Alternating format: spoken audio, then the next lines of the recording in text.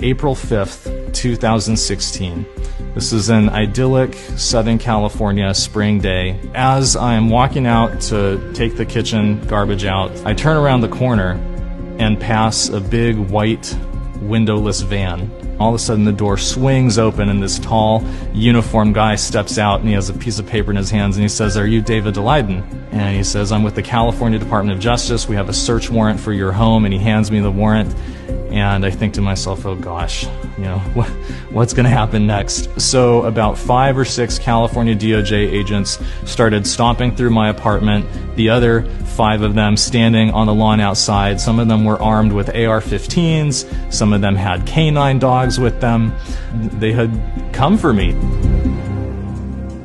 In 2013, I began and orchestrated an almost 3-year-long, very in-depth, comprehensive investigative journalism study about the harvesting and trafficking of body parts from late-term abortions. There's multiple violations and multiple issues that you very quickly start to learn about when you look into it. There's the basic problem of selling body parts, where you're basically creating a system, creating transactions, creating business relationships that incentivize the objectification and the destruction of human beings in order to keep the business going.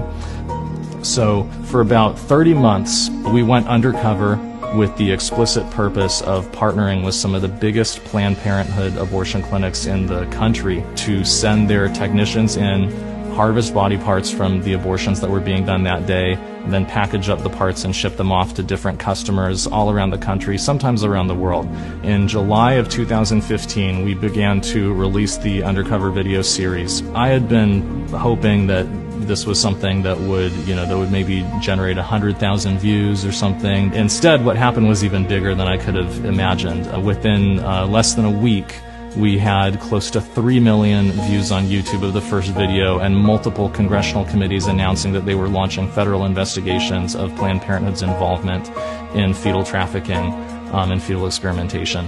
The truth got out there, and the words of Planned Parenthood's own leadership describing their organization's participation in these activities went viral and was being publicized for the whole world to see. Looking back on it from the information that we know now, I now know what was going on was that Kamala Harris, at the explicit instruction of Planned Parenthood, had targeted me, and me alone, among all undercover video news gatherers in the state of California, to enforce the California video recording law against me and to punish me for speaking the truth about her powerful campaign donors at Planned Parenthood. What we've come to learn in the years since, just 2 weeks before serving the search warrant on my home, Kamala Harris had a secret meeting in Los Angeles with several top-level executives of Planned Parenthood in California.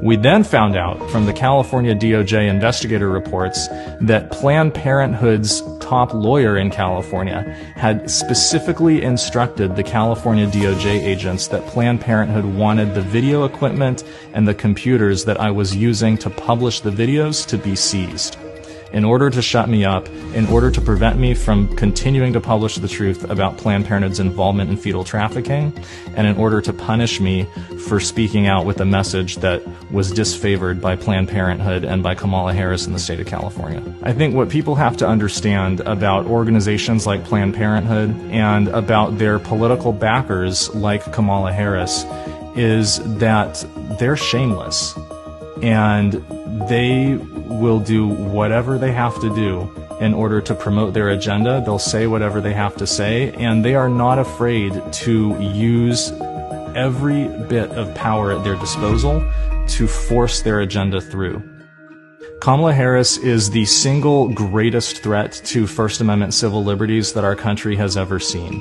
If Kamala Harris is elected to be a heartbeat away from the highest office in the United States of America, you will have someone in the White House who has a radical contempt and disrespect for First Amendment civil liberties, someone who believes that she's entitled to use the powers of her office in order to punish the viewpoints of citizens who disagree with her.